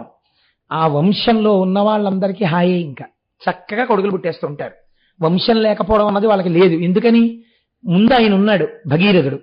2 ఆయన అడిగిన వరం, నాకు ముందు తరాల్లో కొంతమంది బూడిద కుప్పలైపోయి ఉన్నారు, ఇలాంటి వాడు పుట్టకపోతే వాళ్ళకి సద్గతులు ఎక్కడున్నాయండి? ఆకాశగంగని పాతాళానికి విడిచిపెట్టు. ఇప్పుడు మీరు ఆలోచించండి, రాక్షస తపస్సుకి భగీరథ తపస్సుకి ఎంత తేడా ఉందో. ఘోరే ఇక్కడ ఆయనే వాడేశారు. శరీరమునందు ఘోర తపస్సు, సంకల్పమునందు పరమ పవిత్రమైన సంకల్పం. ఈ రెండిటిలో అంశుమంతుడికి అప్పటికప్పుడు పనికొచ్చేటటువంటి వరం ఏదీ లేదు. ఆయన తనని ఉద్ధరించుకోవడానికి ఏం కోరుకోలేదు. తన ముందున్న వాళ్ళను ఉద్ధరిస్తున్నాడు, తన తర్వాత వాళ్ళను ఉద్ధరిస్తున్నాడు. ఇది అలాంటి వాడెవరైనా ఉన్నాడా? వాడి మొహం చూసి ఈశ్వరుడు ఆ వంశం జోలికి వెళ్లకుండా ఉండేవాడు ఎవరైనా ఉన్నాడా? అలా పూజ చేసేవాడు అటువంటి భగవద్భక్తుడు ఉన్నాడా? నువ్వు చూడకుండా తెస్తే పాపాత్ములే పైనుంటే లేనిపోని ఇబ్బందులు ఆ తర్వాత ప్రారంభం కావచ్చు. ఎందుకు పడతావు లేనిపోని ఇబ్బంది? కాబట్టి భక్తికి పెద్దపీట వెయ్యడం నేర్చుకో వివాహమునందు. కనుక ఏమైంది? ఇప్పుడు ఈయన చతుర్ముఖ బ్రహ్మగారిని ఈ 2 వరాలు అడిగారు. అయ్యా, నాకు ఆకాశగంగని విడిచిపెట్టండి. ఎవరి ఆకాశగంగ? హిమవంతుని యొక్క పెద్ద కూతురు. మీరు మొన్న షణ్ముఖోత్పత్తిలో విన్నారు కదా, దేవతలు దేవతా కార్యం కోసమని ఆ పెద్ద కూతురైన ఆకాశగంగని ఆకాశంలో ప్రవహించమని అడిగారు. అడిగితే ఆవిడ అక్కడ ప్రవహిస్తోంది. ఆ గంగ భూమి మీద పడి పాతాళానికి వెళ్ళాలి. అలా నన్ను అనుగ్రహించు అని అడిగాడు. ఇక్కడ మీకు ఒక సందేహం రావచ్చు, ఇది పెద్ద విశేషం ఏముంటుందండి అలా గంగ ప్రవహించడానికి? ఇప్పుడు పైనుంచి కింద పడడం గంగ జలానికి లక్షణం, కింద నుంచి పైకి వెళ్ళడం అగ్నిహోత్రానికి లక్షణం. ఈ 2 పరస్పర విరుద్ధం. మీరు ఒక దర్భని వెలిగించి ఇలా పట్టుకున్నారనుకోండి, అగ్ని పైకి ఎక్కుతుంది. గ్లాసులోంచి నీళ్లు పోసారనుకోండి, కిందకు పడతాయి. పైకెక్కదు నీరు, కిందకి పడదు అగ్ని. కాబట్టి ఏమైంది? ఇప్పుడు పైనుంచి నీళ్లు పోయడం పెద్ద విశేషమా? గంగా కింద పడిపో అంటే పడదా? కాదు. ఇందులో ఒక పెద్ద రహస్యం, మీరు చాలా జాగ్రత్తగా గమనించాలి దీన్ని. గంగ పవిత్రమే. ఎందుకు పవిత్రం? స్వర్గలోకంలో ప్రయాణిస్తోంది కాబట్టి. ఇప్పుడు గంగ భూమి మీద పడింది. భూమి భరించలేదు పక్కన పెట్టండి, ఈశ్వరానుగ్రహం కలిగితే భూమి ఎందుకు భరించదండి? భరిస్తుంది. భూమి భరించి వదిలింది గంగని. ఇప్పుడు ఎవరు స్నానం చేస్తారు ఆవిడ కిందకి రాగానే? భూలోకంలో ఉన్న వాళ్ళు స్నానం చేస్తారు. నేను మీకు ఇంత పూర్వం చెప్పాను, ఇది ట్రాన్సిట్ షెడ్ లాంటిది, రైల్వే ప్లాట్ఫామ్ లాంటిది. ఇటన్నా వెళ్ళిపోతారు, ఇటన్నా వెళ్ళిపోతారు తప్ప ఇటు అటు కూడా వెళ్ళనటువంటి వాళ్ళు ఎవరు ఉండరు కదా. ఎవరో వెనకటికి వెర్రివాడు రైల్వే స్టేషన్కి వెళ్ళి ఇటు నుంచి అటు పోయే రైలు ఏమైనా ఉందా అండి? 1 గంటలో ఉన్నాయి. ఏం లేదు, 1 గంట వరకు. పోనీ అట్నుంచి ఇటు పోయే రైలు ఉందా? 1 గంటలో ఉన్నాయి. ఇటు నుంచి ఇటన్నా పోతారు, ఇటు నుంచి ఇటన్నా పోతారు. ఇటు పోయేందుకు 1 గంటలో రైలు లేదా, ఇటు లేదా అన్నాడు. అంటే ఇటు లేదు అటు లేదు, అదేమిటి ఎటెడతావు నువ్వు అన్నాడు. ఎటు వెళ్ళని పట్టాలు దాడుతాను అన్నాడు. అటు అతి జాగ్రత్త. అలా భూలోకంలో ఉన్నటువంటి వాళ్ళు పుణ్యం చేసుకుని పైకన్నా వెళ్ళిపోవాలి, పాపం చేసుకుని కిందకన్నా వెళ్ళిపోవాలి పాతాళానికి. ఈ భూలోకం మీ ఉపాసనకు స్థానము, కర్మక్షేత్రం భూమి. అందుకే ఇన్ని నదీ నదములు, ఇన్ని దేవాలయాలు అన్నీ ఇక్కడ ఉంటాయి. కానీ ఇప్పుడు ఈ భూమి మీదకి గంగ రాగానే ఎవరు స్నానం చేసేస్తారు? ముందు గబగబా పాపాలు ఉన్న వాళ్ళందరూ చేసేస్తారు. అక్కడ పుణ్యం ఉన్న వాళ్ళే ఉన్నారు, వాళ్ళు చేస్తే వచ్చే నష్టమేం లేదు. ఇంతకన్నా ప్రమాణం ఎక్కడ? పాతాళం. ఇక్కడ బాగా పాపం చేసిన వాళ్ళే ఆ కింద ఉన్నారు, వాళ్ళు స్నానం చేసేస్తారు. ఇప్పుడు ఇన్ని స్నానాలు అయ్యాక ఈ గంగ అక్కడికి వెళ్తుంది కదండి. నేను అన్నానని అనుకోకండి, అసలు గంగ శక్తి ఎక్కడి నుంచి వచ్చిందో గంగావతరణంలో మీరు విందురు గాని, ఇప్పుడు గంగ అక్కడ దాకా వెళ్ళిన తర్వాత ఇంత ఉద్ధతితో ఉన్న వాళ్ళని ఉద్ధరించగలిగినంత శక్తి నాలోంచి కూడా జారిపోయిందని అనుకోండి. ఏమిటి భగీరథుడు చేయవలసింది? ఇది చతుర్ముఖ బ్రహ్మగారి ఆలోచన. ఇది గోకర్ణ క్షేత్ర మహాత్యం. శంకరుడు అక్కడ అనుగ్రహిస్తున్నాడు, చతుర్ముఖ బ్రహ్మగారిలో దూరాడు. గభాలన నీళ్లు పడిపోతాయి అనకు. అలా అన్నావంటే భగీరథుడి కోరిక తీరదు. శివుడే బ్రహ్మగారి మేధస్సులో ప్రవేశించి ఒక మాట అనిపిస్తున్నాడు. ఏమని? గంగాయా పతనం రాజన్ పృథివీ న సహిష్యతి తాం వై ధారయుతుం వీరనాన్యం పశ్యామి శూలినః. ఈ మాటల పొందిక మీరు అర్థం చేసుకోవాలి. ఇప్పుడు గంగ ఆకాశంలోంచి పడితే పాతాళానికి వెళ్ళడానికి భూమి సహించలేదు. భూమి సహించలేదంటే భూమి యొక్క స్వరూపమే మారిపోతుంది. పెద్ద గోతులు పడిపోవచ్చు, అల్లరైపోవచ్చు, దెబ్బకి కదిలిపోవచ్చు, ఏదైనా అవచ్చు. ఒకటి, ఇది నిజంగా అంత సత్యము కాకపోవచ్చు. రెండవ ఇబ్బంది ఎక్కడొస్తుంది? మధ్యలో ఉండి పట్టుకునేవాడోడు కావాలి. అసలు భరించడం అన్న మాట ఎవరిదండి లోకంలో? భూమిది. భూమే భరించకపోతే మరి భరించేవాడెవడు? ఎవడున్నాడో అంతకన్నా ఓర్పున్నవాడు, అంతకన్నా కారుణ్యమూర్తి, అంతకన్నా సహనమూర్తి బ్రహ్మగారి చేత చెప్పిస్తోంది. వీరనాన్యం, ఇంకెవ్వరూ నాణ్య పంధాయనాయ విద్యతే అని చెప్పేసినట్టే చెప్పేస్తున్నాడు.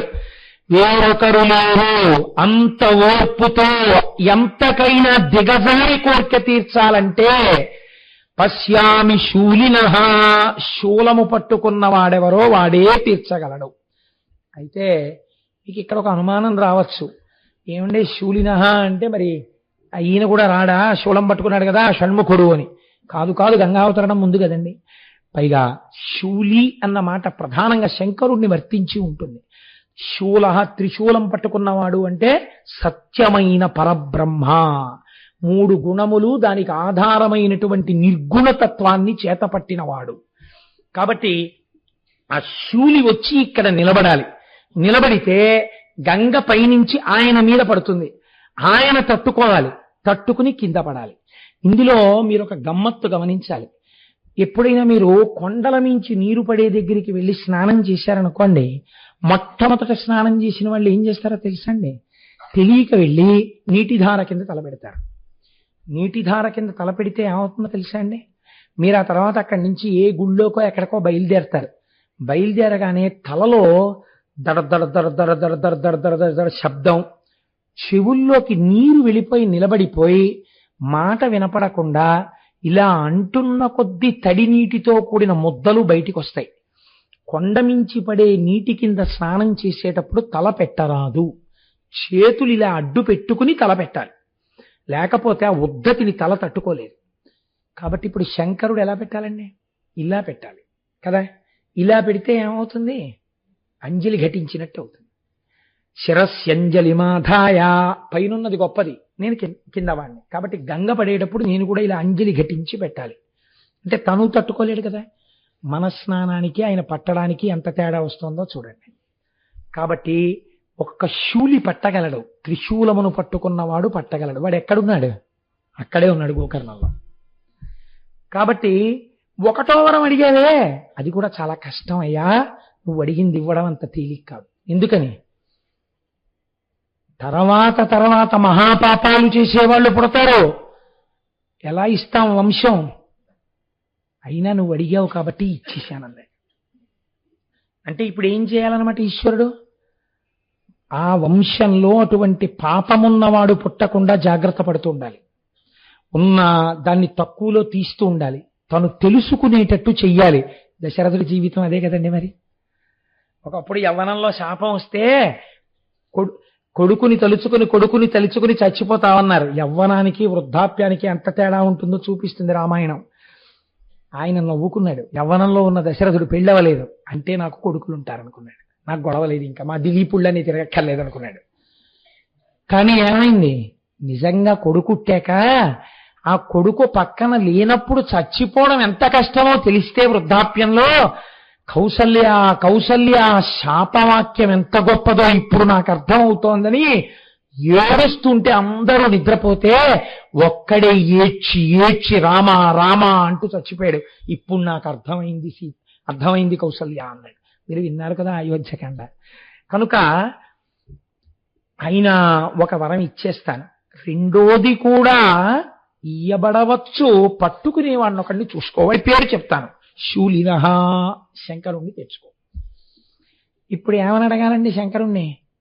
అయ్యా మీరేమనుకోకండి, తప్పుడు పనులన్నీ చేశారు మా వాళ్ళు కొంతమంది, గంగ పైనుంచి కింద పడుతుంది, భూమి పాడైపోతుంది, మీరు వచ్చి అలా కింద నించుంటే పైనుంచి వచ్చి గంగ మీ నెత్తి మీద పడుతుంది, మీరు భరిస్తుంటే అక్కడి నుంచి భూమి నుంచి పాతాళానికి ఎడుతుంది, మా వాళ్ళు ఉద్ధరింపబడతారు, మీరు అలా నించోండి అన్నారు అనుకోండి. ఎవడు ఒప్పుకుంటాడండి ఈ పనికి? మీకు ఏదైనా ప్రీతి ఉంటే ఓ పండెట్టండి, ఓ కాయెట్టండి, ఓ కోరిక కోరుకోండి, నాకు ఇది కావాలని అడగండి పోనిస్తాం, అంతేగాని మీరు నించోండి నీళ్లు వచ్చేస్తాం మీ మీదంటే ఎవడు ఒప్పుకుంటాడు? ఒప్పుకోడు కదా ప్రపంచంలో ఎవడు. అయినా ఆయన ఏం చేశాడు అంటే మహానుభావుడు వెళ్ళి మళ్ళీ తపస్సు మొదలుపెట్టాడు శంకరుడు కోసం. ఇది భగీరథ ప్రయత్నం అంటే. ప్రీతస్తేహం నరశ్రేష్ఠ కరిష్యామి తవ ప్రియం శిరసాధరయిష్యామి శైలరాజ సుతామహం. మీరు వాల్మీకి రామాయణాన్ని జాగ్రత్తగా చదవండి. బ్రహ్మగారిని వరం అడిగాడు ఎవరు? భగీరథుడు. శంకరుణ్ణి వరం అడిగినట్టు వాల్మీకి రామాయణమునందు లేదు. శంకరుణ్ణి అసలు అడగలేదు. అయా మీరు పట్టుకోండి గంగ పైనుంచి పట్టినప్పుడు అని భగీరథుడు శంకరుణ్ణి అడగలేదు. అడగకుండా ప్రత్యక్షం అవుతూనే శంకరుడు అన్నాడు, ప్రీతస్తేహం నరశ్రేష్ఠ, నువ్వు చేసిన తపస్సుకి చాలా ప్రీతి పొందాను. అడగడానికి మొహమాట పడతాడేమో, ఒకటికొకటి అడుగుతాడేమో, ఇంత చేసిన తపస్సు పాడవుతుంది. ఇది గోకర్ణం, మహాబలేశ్వరుడు. అడగకుండా అడగవలసింది ఇచ్చేస్తున్నాడు. ప్రీతస్తే, ఇవన్నీ వింటుంటే గోకర్ణం వెళ్ళాలనిపించట్లేదండి ఒకసారి. ప్రీతస్తేహం నరశ్రేష్ఠ కరిష్యామి తమాప్రియం, నీకు ప్రియమైనది చేసేస్తాను. ఏమిటది? మళ్ళీ అలా అంటే ఏమిటి చేస్తానంటున్నాడో, నేను అనుకుంటున్నాడో అనుకోవట్లేదో అని నువ్వేమీ అనుకోక్కర్లేదు. శిరసాధరయిష్యామి, తలంతా పడతాను, సత్యం చెప్పేస్తున్నాడండి. కడుపు నిండా తింటాను అన్నట్టు జరగబోయేది చెప్పేస్తున్నాడు. త్రికాలజ్ఞుడు, ఆయనకి తెలియందే ఉంటుందండి. తల నిండా పడతాను, శిరసా, తల నిండా పడతా. గంగ అలాగే అడిగింది, తల నిండా అలాగే పట్టాడు. శిరసాధారయిష్యామి శైలరాజ సుతామహం, ఆ పర్వతరాజ పుత్రి ఉందే గంగ, అలా పడతానులే పద అన్నాడు. ఇది మీరు దర్శనం చేయవలసినటువంటి పోస్చర్ అండి గంగావతరణం. మీరు ఇక్కడ ధ్యానం చెయ్యాలి. ఎందుకంటే గంగాధర అన్న నామమే కానీ అసలు నిజంగా అలా నిలబడినటువంటి గంగాధరుడి యొక్క స్థితి మీరు విజయవాడలో కనకదుర్గమ్మ తల్లి దర్శనం అయిపోయిన తరువాత సుబ్రహ్మణ్యేశ్వర దర్శనం నుంచి మల్లికార్జున దర్శనం వరకు వెడుతున్న మార్గ మధ్యంలో పక్కన ఉన్న ప్రమదావనంలో ఇలా నిలబడి పైనుంచి గంగ పడుతున్నటువంటి శివుడు ఉంటాడు కదండి. అయితే చాలా చోట్ల ఎలా వేస్తారంటే ఆయన జడలన్నీ విప్పేసుకున్నట్లు వేస్తారు, కానీ అలా విప్పుకు నిలబడినట్టు లేదు. ఆయన మామూలు ఇప్పుడు ఎందుకు విప్పాలంటే అసలు మీరు ఆలోచించండి, ఇది ఎక్కడ వచ్చేస్తుందంటే ఈ కాన్సెప్ట్. సాధారణంగా పెద్ద జడున్న వాళ్ళు ఎవరుంటారండి? నా బోటిగాడికి అసలు మామూలు క్రాపే ఉండట్లేదు. భగవంతుడు అనుగ్రహించి క్రాపు పాపిడి వచ్చేవాళ్ళి వెంకటాచలం తీసుకెళ్తున్నాడు కాబట్టి కృప చేసి ఆ గొడవే లేకపోతుంది అనుకోండి. దీర్ఘమైన కేశపాశం ఎవరికి ఉంటుంది? సుమంగళికి ఉంటుంది కదా. వారు స్నానం చేసేటప్పుడు, తల స్నానం చేసేటప్పుడు కొన్ని ఇబ్బందులు లేకుండా ఏదో దాని గురించి మన మీద విచారణ అక్కర్లేదు, విరబోసుకుంటారు. అది దృష్టిలో పెట్టేసుకుని సాధారణంగా ఏం చేస్తారంటే కొప్పుతో చెయ్యరు కాబట్టి విరబోసుకుని ఆయన నిలబడ్డట్టుగా చెప్తుంటారు. మీరు ఆలోచించండి, అలా విరబోసుకుని నిలబడిపోతే అది ఒక పరిమితి ఏర్పడిపోయినట్టు శివుడికి కూడా. అలా నేను విప్పుకోపోతే ఈ జటాజూటం సరిగ్గా తడవదో లేకపోతే పడిశంబడుతుందో అలాంటి వాడికి పైన చంద్రుడిని ఇక్కడ ధరిస్తాడండి. అసలు జడలు ఎందుకు విప్పుకోవాలి? ఆయన గంగాధరుడు జటలు విప్పలేదు, జటాజూటంతోనే ఉండాలి శంకరుడు కదండి. జటాజూటంతో నిలబడ్డాడు. ఎలా నిలబడ్డాడు? ఎక్కడ తపస్సు చేశాడు? గోకర్ణంలో చేశాడు. గోకర్ణంలో ఉన్నవాడెవడు? మహాబలేశ్వరుడు. అక్కడ వచ్చింది వరం. కాబట్టి మహాబలేశ్వరుడైనటువంటి వాడు ఏ విషయంలోనైనా బలం కలిగిన వాడే. వాడు ఇలా చేతులు పెట్టుకుంటాడండి. అప్పుడు తలకో పరిమితి ఉన్నట్టు కదా మళ్ళీ. కాబట్టి ఇప్పుడు లేకపోతే ఇలా చూస్తున్నాడు అనుకోండి, బాబా పడిపోతుందేమో లేనిపోను కూడా ఏం లేదు కదా, పెద్ద ప్రమాదకరంగా ఏం వచ్చేయట్లేదు కదా పాయలు అని ఏం చూడటం. ఎలా చూస్తూ ఉండాలి? ధిక్కారంగా చూస్తుండాలి. పడో రా నీ ఇష్టం అని. కాబట్టి ఇప్పుడు ఎవరినైనా సరే మీరు తల మీద ఇలా మోదారు అనుకోండి, మోదితే గభాలను ఇలా కదలికి వస్తుంది అదురుకి. అలా నాకేం రాదు అని చెప్పడానికి 2 కాళ్ళు మాత్రం కొంచెం దూరంగా పెట్టి 2 చేతులు ఇలా పెట్టి ఇలా చూస్తూ రా అని నించున్నాడు. పాండురంగడు సాత్వికంగా నించుంటాడు, ఇక్కడ మహాబలేశ్వరుడుగానే నించున్నాడు. గోకర్ణంలో చేసిన తపస్సు గంగాధరమూర్తి అయింది. అది మీరు అన్వయం చేయాలి. అన్వయం చేసుకుని ఇక్కడ దర్శనం చేసుకోవాలి. ఏమి గంగాధరుడివయ్యా, ఈశ్వర ఏమి నిలబడ్డావయ్యా, నువ్వు మహాబలేశ్వరుడివి. నువ్వు మాకిక్కడ ఉండగా మాకేం లోటు, మమ్మల్ని ఎవరేం చెయ్యగలరు, మమ్మల్ని ఎవరేం చెయ్యలేరు. ఓవర్ బ్రిడ్జ్ డౌన్ లో కారును గుద్ది కింద పడ్డా ఇంకొక వాహనం కూడా వచ్చి తగలడానికి వీళ్ళు ఆగిపోవలసిందే వాహనాలు తప్ప. అంటే నేను ఎవరిని పడిపోమని చెప్పట్లేదు. అలాగా ఈశ్వరాజ్ఞ లేకపోతే ఆయన రక్షిస్తుండగా ఎవ్వడు చెనకలేడు. ఇది మహాబలేశ్వరుడు. మహాబలేశ్వరుణ్ణి చెప్పుకునేవాడిని చెనకడమే కుదరదు, వాడి ప్రారంధం దాటిపోవలసిందే.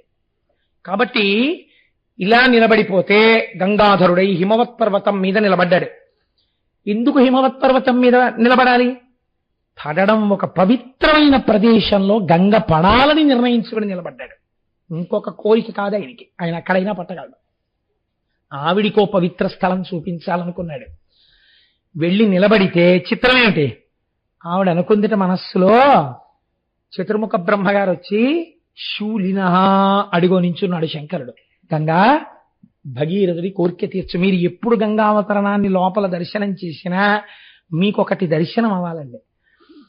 ఈ గంగ మొట్టమొదట ఆకాశంలోంచి జారి పెద్ద ధార శివుడి తల మీద పడుతుండగా ఆ పట్టడం భూమే పట్టలేదంటే ఎంత ప్రవాహం పడిపోతుందో, ఈ శంకరుడు ఎలా పడతాడో పట్టగలడన్న నమ్మకంతో నా కోసమని ఈ పని చెయ్యడానికి సిద్ధపడ్డ పరమాత్మ అని కృతజ్ఞతతో చూస్తూ తను పక్కనున్నాడు అనుకోండి, ఏమవుతుంది?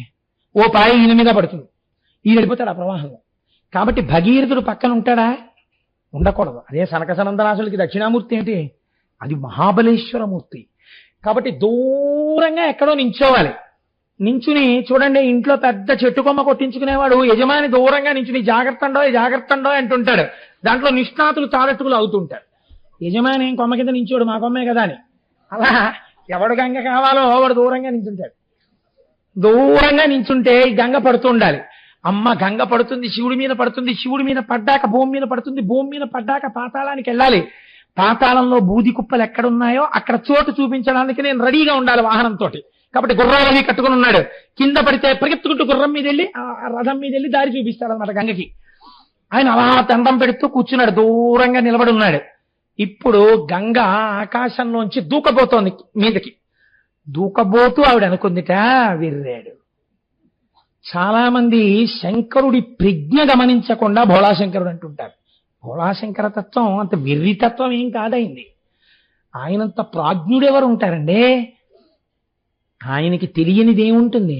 అందుకే శూలినహ అన్నాడు మహానుభావుడు బ్రహ్మగారు. ఏమిటో నించున్నాడు, నన్ను పట్టుకోవడం అంటే మాటలు అనుకుంటున్నాడు. ఆ పైనుంచి నేను ఈయన తల మీద పడి ప్రవాహ వేగంతో వెళ్ళిపోతుంటే ఆ వేగంలో ఈడ్చుకెళ్ళిపోతా పాతాళానికి. మళ్ళీ ఇక్కడ నించున్నవాడు మళ్ళీ కన్ను మూసి కన్ను తెరిచేటప్పటికి ఎక్కడ తేల్తాడు? స్పృహ తప్పిపోయి పాతాళలోకంలో తేల్తాడు. ఏమిటో ఎందుకు నించోవడం, ఎందుకు వెర్రి ఇంత గొప్ప అనుకుందిట. సాకథం చిన్మహీం గంతుం న శక్నోత్యస్తమాస్థిత నైవ నిర్గమనం లేభే జటామండలమోహిత. పడ్డం మొదలెట్టింది పైనుంచి. ఈయనేం చేశాడు? ఇలా కూడా చూడలేదు. నేను పట్టించుకునేది ఇలాగే నించున్నాడు అంతే. ఇప్పుడు ఏమైంది? ఏదో పెద్ద పంపుధార పడినట్టు గంగా ప్రవాహం పైనుంచి పడ్డామంటే మాటలు అనుకుంటున్నారా మీరు? ఎన్ని పడ్డాయో తెలుసా అండి? చేపలు పడ్డాయి, తిమింగలాలు పడ్డాయి, మొసళ్ళు పడ్డాయి, దానితో పాటుగా నీటి ఏనుగులు పడ్డాయి. ఆ గంగ పడుతున్నప్పుడు వచ్చినటువంటి శబ్దం విని సమస్త లోకాలలో ఉన్న వాళ్ళు తమ తమ వాహనములు ఎక్కు ఉంచున్నారు. అయ్య బాబోయ్ ఏమిటి నీటి ప్రవాహం అని. అంటే ఇంచుమించుగా మీరు ఊహ చేస్తే కాకినాడ పట్టణం లాంటి పట్టణాలని ఒక 100 పట్టణాలు ఎంత వైశాల్యం ఉంటుందో అంత ధార కింద పడింది. ఇంత ధార పైనుంచి కింద పడిపోతుంటే ఇలాగే నవ్వుతూ నించున్నవాడు అనుకున్నట్ట, నన్ను వెర్రాడనుకుంది కదా, ఎవరు వెర్రాడో చూపిస్తాననుకున్నట్ట. ఇలా ఎన్నాళ్ళు పడింది జటాజూటంలో. నీటికి ఒక లక్షణం ఉంటుంది. మీరు ఎంత గొప్ప పాత్రలో పొయ్యండి, ఇంత చిన్న బెజ్జం ఉంటే తెల్లవారేటప్పటికి చుక్క నీరు ఉండదు అందులో కదండి, అందులోంచి వెళ్ళిపోతుంది. అది నీటి యొక్క లక్షణం. ఇప్పుడు చిత్రం ఏమిటంటే నీటితో పాటు నీటి ఏనుగులు, మొసళ్ళు, ఎండ్రకాయలు, పావులు, తాబేళ్లు, పెద్ద పెద్ద చేపలు, చిన్న చిన్న చేపలు, ఇలాంటివన్నీ కొన్ని సంవత్సరాల పాటు ఆ జటాజూటంలో పడుతూనే ఉన్నాయి. ఇప్పుడు శివుడి జటాజూటము ఎంత పెద్ద రిజర్వాయర్ అంటే, ఇలాంటి బ్రహ్మాండాలకి ఒక బ్రహ్మాండానికి సరిపోయినటువంటి తాగునీటిని సరఫరా చేయగలిగిన రిజర్వాయర్. అన్ని నీళ్లు పట్టేశాడు. చుక్క ఇలా జారట్లేదు, అలాగే తిరుగుతోంది నీరు. చిత్రం ఏమిటి, వ్యసర్పత జలం గిర్ర గిర్ర గిర్ర గిర్ర గిర్ర గిర్ర గిర్ర గిర్ర అంటే ఎంత జటాజూటం ఉప్పాడో. ఇది వదిలేశాడంటారు, వదిలేదు, అలాగే పెంచాడు దాన్ని. నీటి చుక్క ఇప్పుడు పరిమితంగా ఉందనుకోండి, అది నిండిపోయి కింద పడిపోతుంది. కాబట్టి జటాజూటం పెరిగిపోతుంది. వ్యోమవత్యాప్తదేహాయ దక్షిణామూర్తయే నమః. ఇది మీరు వామనమూర్తి పెరిగినట్టు జటాజూటం పెరగడం మీరు ధ్యానమునందు గంగాధరుడి యందు చూడగలగాలి. జటాజూటం లోకాల వరకు పెరిగిపోతోంది, నీళ్ళన్నీ అందులో ఉండిపోతున్నాయి. సంవత్సరాలు అయిపోయింది, నిలబడ్డా ఆయనకి నీళ్లు పడ్డం కనపడుతోంది, కిందకి పడ్డం కనపడలేదు. మరి అయితే అలా ఎందుకు నించున్నాడు? 2 కారణాలు. నీరన్నది తల మీద పడ్డాక కింద పడుతుందని ఒకటి నమ్మాడు, జుట్టు కదా నీరెందుకుంటుంది అని ఒకటి అనుకున్నాడు. రెండోది ఏమనుకున్నాడు, తప్పకుండా నా కోసమే పట్టుకుని ఉంచాడు కాబట్టి కింద వదులుతాడు. అన్నింటినీ మించి భయం ఏమిటంటే, కొంచెం దగ్గరికి వెళ్ళి అయ్యా ఏంటండి పట్టలేదని అడుగుదామంటే వదిలేస్తే, తనే దగ్గరికి వెళ్ళాక కరెక్ట్గా కింద పడితే తను ఉండడం. కాబట్టి దగ్గరికి వెళ్ళి అడగచ్చా? అడగలేడు. మీరు గంగావతరణాన్నండి, శ్లోకాలు కాదండి, ఇక్కడ దర్శనం చెయ్యాలి. ఇప్పుడు ఎన్ని పరిపరి వేదనలు పొందుతున్నాడో భగీరథుడు అక్కడ. ఎందుకు భగీరథ తపస్సు అన్నారు. ఎంత పరితపించిపోయాడో కంటి ముందు కనపడుతోంది జలధారలో. ఆ పైవాళ్ళు చూస్తున్నారు. ఏమిటి చూస్తున్నారు? కరెక్ట్ గా ఇలా కొంచెం పైకి వస్తోంది, ఇదంతా పడిపోతుంది, మళ్ళీ ఇలా పెరుగుతోంది, ఇలా హారిజాంటల్ గా పెరుగుతోంది, వెర్టికల్ గా పెరుగుతోంది. ఎన్ని నీళ్లు పోసేసినా ట్యాంక్ పెరుగుతూనే ఉంది, పడుతూనే ఉంది గంగ. చక్కగా అందులోనే చేపలు తిరుగుతున్నాయి, అందులోనే మొసళ్ళు తిరుగుతున్నాయి, అందులోనే నీటి ఏనుగులు తిరుగుతున్నాయి, చుక్క నీరు కింద పడదు. ఏమిట్రా ఈ చిత్రం అని అలాగే ఉన్నారు. కొన్ని సంవత్సరాలు తిరిగిన తర్వాత ఈవిడ అనుకుందిట, అరేరే చిన్న కన్నం దొరికితే జారిపోవడం నాకొచ్చు, ఇంత పెద్ద ధారని ఒక లోహం కాదు తన జుట్టు ముడితో కట్టేశాడు కొన్నేళ్లు గంగావతరణాన్ని. ఈయన ప్రాజ్ఞుడంటే, ఈయన పరమపురుషుడంటే, ఈయన పరబ్రహ్మం అంటే తెలియక వెర్రితనానికి పోయాను. ఈయన పరమాత్మ, ఈయన శరీరానికి తగలడం నా భాగ్యం. ఈయనే వదిలితేనా ఇలా జారిపోతాను. ఇలా జారిపోయినప్పుడు ఇప్పుడు తలకి తగలడం కాదు, ఈయన ఒళ్ళంత తరువుతో కింద పడిపోతాను. అంటే నాకు పరబ్రహ్మ స్పర్శ కలుగుతోంది, నేను పునీతమైపోతున్నాను అనుకుంది. అంతే వదిలేడా. ఈవిడికి ఈ బుద్ధి, ఆయనకి భగీరథుడికి మళ్ళీ తపస్సు మొదలెట్టాడు శంకరుడి కోసం. ఆయన యొక్క కార్యసిద్ధి ఏకకాలమునందు సంఘటించి వదిలిపెట్టాడు నీరు. ఆ నీరు వచ్చి బిందు సరోవరంలో పడింది. మొట్టమొదట బ్రహ్మగారు తపస్సు చేసినటువంటి స్థలం. అక్కడి నుంచి 7 పాయలుగా విడిపోయింది. తూర్పుకి కొన్ని పాయలు, పశ్చిమానికి కొన్ని పాయలు వెళ్ళిపోయి భగీరథుణ్ణి అనుసరించి ఒక పాయ వెళ్ళిపోయేటట్టుగా ఆయన అనుగ్రహించాడు. ఇది ఈశ్వరతత్వం అంటే. మీరు నేను నిజంగా తీసుకొచ్చి ఒక గ్లాసుడు నీళ్ళు ఇలా పోసామనుకోండి, పోస్తే ఈ పోస్తున్న నీళ్లు ఒక పాయగా ఇటు వెళ్ళుగాక, ఒక పాయగా అటు వెళ్ళుగాక, ఒక పాయ సుబ్రహ్మణ్యుడికి పూజ జరిగిన వైపు వెళ్ళుగాక అన్నాడు అనుకోండి, నీ మోహం అని పల్లవన్న వైపు వెళ్ళిపోతుంది. నీరు పల్లమెరుగు నిజము దేవుడు ఎరుగు, అలా ఏం వెళ్ళదు. అంటే శంకరస్య ఇవ శాసనాత్, ఆయన ఎవరెవరికి ఎటువైపు ఎంత అవసరమో అటు పంపాడు నీరు. ఇది ఈశ్వరాజ్ఞ. ఏమి శంకరుడండి, ఏమి మహాదేవుడండి నిజంగా ఆయన. ఒక పాయని ఎలా చెప్పాడో చూడండి. భగీరథుడితో వెళ్ళు అన్నాడు. ఇప్పుడు ముందు భగీరథుడి రథం వెడుతోంది, వెనకాతల గంగ వెళ్ళిపోతోంది. ఇలా వెళ్ళిపోతుంటే ఒక ఆశ్చర్యం జరిగిందిట. ఇప్పుడు లోకానికంతటికీ ఒక విషయం తెలిసింది. ఏమిటిది? గంగ పవిత్రమైపోయింది శంకరుడికి తగలడం వల్ల. ఇది నేను చెప్పట్లేదు, ఆయనే అంటారు. గగనా శంకర స్థిత తతో ధరణిమాశ్రిత వ్యసర్పత జలం తత్ర తీవ్ర శబ్ద పురస్కృతం. పెద్ద చప్పుడుతో ఖాళీగా ఉన్న దాంట్లో పడితేనే చప్పుడు సరికదా, సగం నిండిన దాంట్లో నీళ్లు పడ్డాయనుకోండి ఇంకా చప్పుడు. ఇంత చప్పుడుతో పడ్డ నీరు ఇప్పుడు ఆయన మించి భూమి మీదకు పడితే కొత్త చప్పుడు, ప్రవహిస్తుంటే ఇంకా చప్పుడు. ఈ చప్పుడు చాలలేదన్నట్టు ఉరే ఉరే ఉరే ఉరే విచిత్రం చూసావా, ఆకాశగంగా ఇన్నేళ్ల నుండి ఉండిపోయేది జటాజూటంలోంచే శంకరుడి మించి కింద పడిపోతుంది. ఇప్పుడు అందరికీ సంతోషం ఏంటి అంటే, నీళ్లలో స్నానం చేయడం సంతోషం కాదు, ఆయనకి తగిలి పడ్డ దగ్గరికి వెళ్ళి స్నానం చేయడం.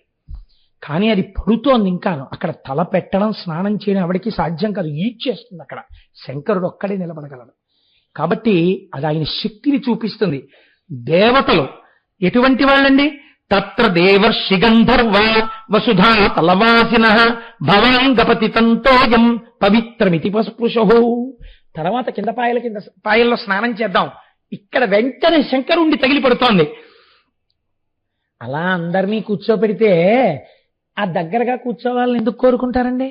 నాకు తెలుసు ఎంత భక్తితో ఉంటే ఆ కోరిక పుడుతుందో.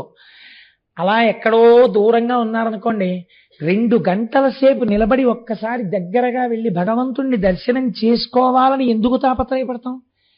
ఈశ్వరుడికి దగ్గరగా వెళ్ళాలన్న కోరిక మనుష్యుడికి సహజంగా ఉంటుంది. అందుకే అలా చూసేశాను కదండి అని వెళ్ళరండి ఎవరు.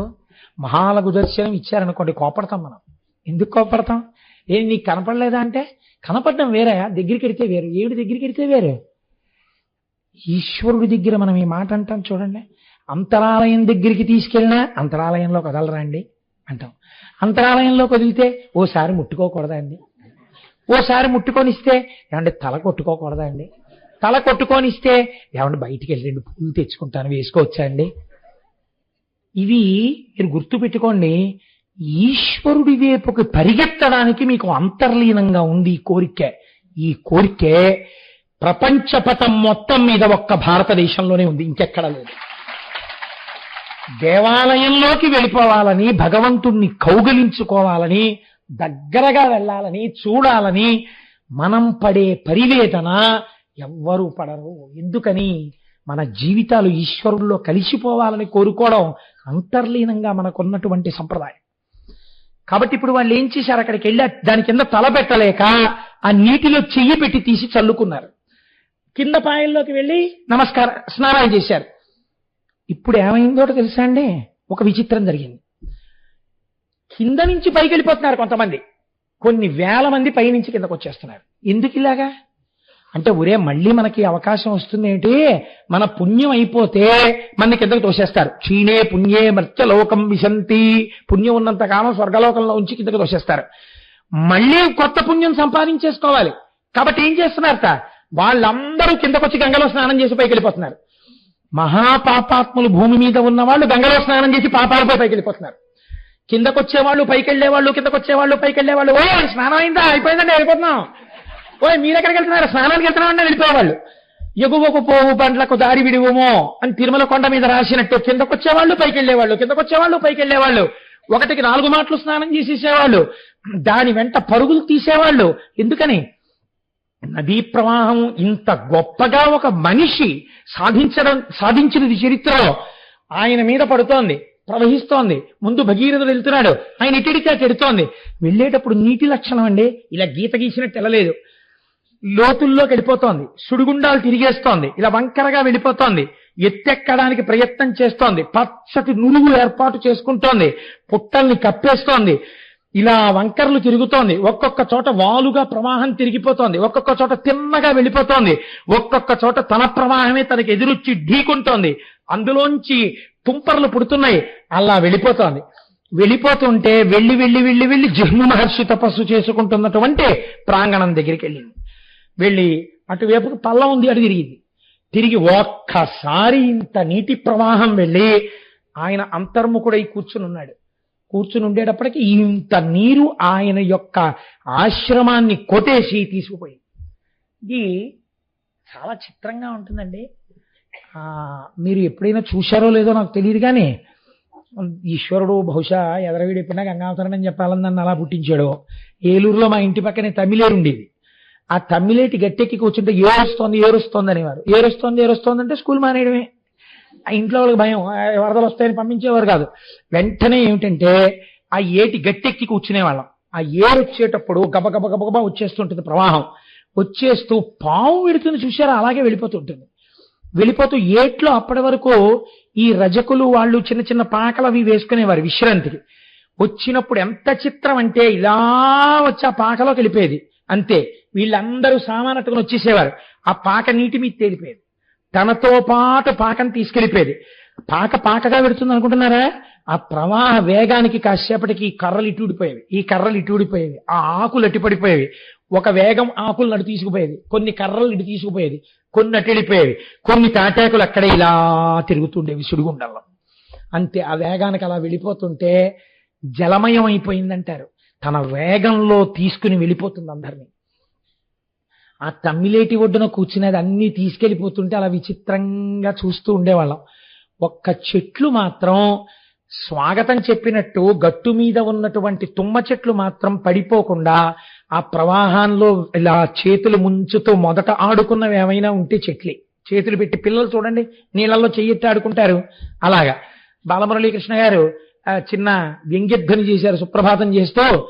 శంకరుడు పొద్దున్నే నిద్ర లేవక ముందు పడుకుని ఉంటాడట. అందరిలో చిన్నపిల్లాడు సుబ్రహ్మణ్యుడు కదండి, పెద్ద ఆయన గణపతి.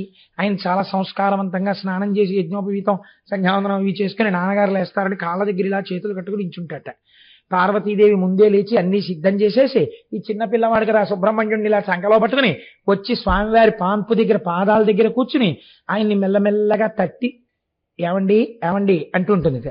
ఈ సుబ్రహ్మణ్యుడు మాత్రం గభాలను దిగిపోయి మంచం తలకట్టుకెళ్ళి తలగడా మీద ఇలా పడుకున్న శంకరుడి దగ్గరికి వెళ్ళి చెయ్యి తీసుకెళ్లి జటాజూటంలో పెడతాట. గంగమ్మ కదా చల్లగా ఉంటుంది. ఈ చెయ్యి తీసి నుదుటి మీద పెడతాట. మూడో కన్నా అగ్నిహోత్రం కదా వెచ్చగా ఉంటుంది. ఇలా ఆడుకుంటుంటే పిల్లాడు ఆడుకుంటున్నాడని శంకరుడు లేచి కణ ధనులవుతుంటే రెండు చేతులతో సుబ్రహ్మణ్యుడిని తీసుకుని ఆయన బొగ్గలు ముద్దు పెట్టుకుని అప్పుడు నిద్రలేస్తట. అనుభవించారు బాలమురళీకృష్ణ గారు. సుప్రభాతం ఎలా ఉంటుంది. ఒక్కొక్కరు ధ్యానమునందు అలా దర్శించారండి. కనుక ఆ వెళ్ళిపోతున్నటువంటి గంగ జహ్ను మహర్షి యొక్క ఆశ్రమాన్ని తనతో తీసుకుపోతే ఈయన్ని తీసుకుపోదా అండి అని మీరు అడగచ్చు. గంగ కూడా తీసుకుని వెళ్ళలేదు, తపశ్శక్తి అటువంటిది. ఆ భగీరథుడి యొక్క రథం వెనకాతల వెళ్ళి వెళ్ళి వెళ్ళి వెళ్ళి పాతాళ లోకంలోకి వెళ్ళింది. వెళ్ళిన తర్వాత తమ పితృదేవతల యొక్క భస్మరాసుల్ని చూపించి దీని నుంచి ప్రవహించమని చేతులొగ్గి నమస్కరించి అడిగాడు. ఆ భస్మరాసుల నుంచి గంగ ప్రవహించింది. ప్రవహించగానే ఎవరి శరీరమునకు సంబంధించిన భస్మరాసులు అలా పడిపోయి ఉన్నాయో వాళ్ళందరూ కూడా ఉత్తర క్షణం దాహశాంతిని పొంది 60,000 మంది సగరులు ఊర్ధ్వలోకాలకి వెళ్ళిపోయారు.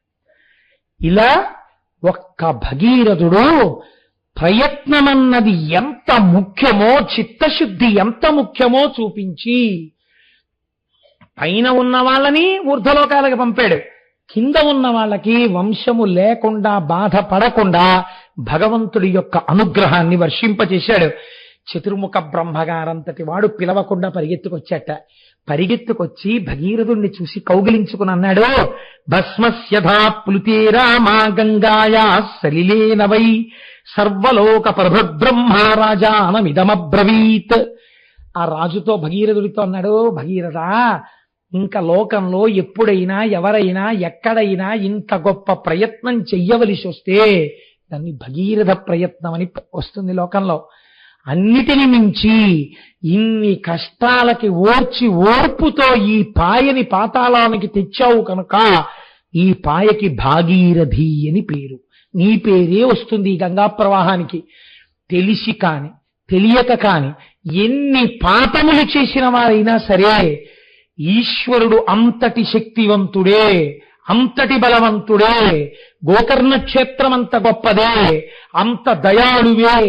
ఆయన శరీరమునకు తగలడము వలనే గంగకి ఇప్పటికీ ఎప్పటికీ ఎంతమంది పాపాలు కడిగినా కడగగలిగినటువంటి శక్తి నిలబడుతోందని నమ్మి గంగావతరణ కథని చేతులెత్తి నమస్కరించి పరమేశ్వరుడు అలా నిలబడినటువంటి ఆ గంగాధరుడి యొక్క పాదములను దర్శించి ఆ తెల్లటి పాదాలకి ఎవరు నమస్కరిస్తున్నారో, ఎవరు ఈ గంగావతరణ కథని అనుమానాలు పెట్టుకోకుండా విని నమ్మి నమస్కరిస్తున్నారో అటువంటి వారికి ఇదమాఖ్యానమవ్యగ్రో గంగావతరాం శుభం యః శృణోతి చకాకుత్స సర్వాన్ కామానవాప్నుయాత్. అసలు వాల్మీకి మహర్షి ఎక్కడా చెప్పరు ఫలశ్రుతలు. అలాంటి వారు షణ్ముఖోత్పత్తికి గంగావతరణానికి ఫలశ్రుతి చెప్పారు. ఎవరు పరమ పూజ్యభావముతో నమ్మి నమస్కరించి విశ్వాసముతో గంగావతరణము వింటున్నారో అటువంటి వారి యొక్క సమస్తమైన కోర్కెలు తీరుతాయి. సర్వే పాపాః ప్రణశ్యంతి. వారు ఎన్ని పాపములను ఇతపూర్వము చేసిన వారైనా ఆ బాధలు పొందకుండా వారి పాపములను మానసికంగా గంగా దర్శనం చేస్తూ విన్నారు కనుక ఆ పడిపోతున్న గంగ యొక్క శబ్దాన్ని ఇక్కడ మనస్సులో వింటే రంగతుంగ తరంగ సంఘములతో రంజిల్లు ఘోషంబుతో బంగారంబగు పొంగుతో నురగతో పువ్వాట తుంపర్లతో భంగుల్ సల్పుచు జగ్గలించుతున్న భోభాగము నుండి జారన్ గంగమ్మను దల్చితే శిరమునన్ రంజిల్లుతున్ శంకర అంటూ ఆ గంగాధరుడికి ఎవరు నమస్కరిస్తున్నారో అటువంటి వారందరికీ సర్వే పాపాః ప్రణశ్యంతి. గంగా స్నానం కాదు, గంగావతరణమే విన్నారు కనుక వారి పాపములు పటాపంచలైపోయాయి. ఆయుకీర్తిశ్చ వర్ధతే. వారి యొక్క ఆయుర్ధరము చక్కగా వృద్ధిలోకొచ్చి వారు దీర్ఘాయుష్మంతులవుతారు, చిరంజీవులవుతారు. వారికి ఏమి అపమృత్యు దోషం ఉండదు, ఏ ప్రమాదములు రావు. కీర్తిశ్చ వర్ధతే. చక్కటి కీర్తి పొందుతారు. కీర్తి ఎప్పుడు పొందుతారండి మీరు చెప్పండి? కీర్తి ఎప్పుడు వస్తుంది? ఆయన్ని చూడగానే అమ్మ మహానుభావుడండి నమస్కారం పెడదామని ఎప్పుడంటారు? సద్గుణములు కలిగినటువంటి వాడు, సత్కర్మానుష్ఠానము కలిగినటువంటి వాడు అయితే కీర్తి ఉంటుంది. అంటే ఈ గంగావతరణము వినడము చేత మనస్సు మారి భగవంతుడి వైపుకి మనస్సు ప్రచోదనమై సత్కర్మానుష్ఠానము కలిగి వేరొకసారి నేను పాపము చేయరాదన్న సద్బుద్ధి కలిగి వాడు పుణ్యాత్ముడై లోకము చేత కీర్తింపబడవలసిన వాడిగా మారుచున్నాడు. కనుక ఆయుకీర్తిశ్చ వర్ధతే. అంత పరమ పవిత్రమైనటువంటి గంగావతరణ ఆఖ్యానాన్ని ఇవాళ మీకు చాలా గొప్ప రోజు సోమవారం ప్రదోషవేళ శివాష్టోత్తరం చదువుకుని శివమహాపురాణ వ్యాఖ్యానాంతర్గతంగా మనం గంగావతరణ ఘట్టాన్ని స్వామి సన్నిధానంలో కూర్చుని చెప్పుకున్నాం. మనం ఎంత భాగ్యవంతులం. ఈశ్వరుడు యొక్క హద్దులేని కారుణ్యం వినేటప్పుడు మామూలుగా వినడం కాదు, ఇలా ముక్కున వేలేసుకోకుండా వినలేనటువంటి లీల ఏది ఉన్నదో, ఎంత చమత్కారమైనటువంటిదో, ఎంత కారుణ్యమూర్తియో ఆవిష్కరించేది ఏది విని ఏది ఒక్కసారి తలుచుకుంటే మన పాపములు పటాపంచలైపోతాయో భక్తినిస్తుందో అటువంటిది. పేరు చెప్పను చిన్న సస్పెన్స్ ఉంచితే బాగుంటుంది. మధ్యాహ్నం భోజనానికి రండి, ఏం వండుతానో చూద్దురు గాని అంటే ఎప్పుడు 1 గంట అవుతుందా అని ఇలా వాచి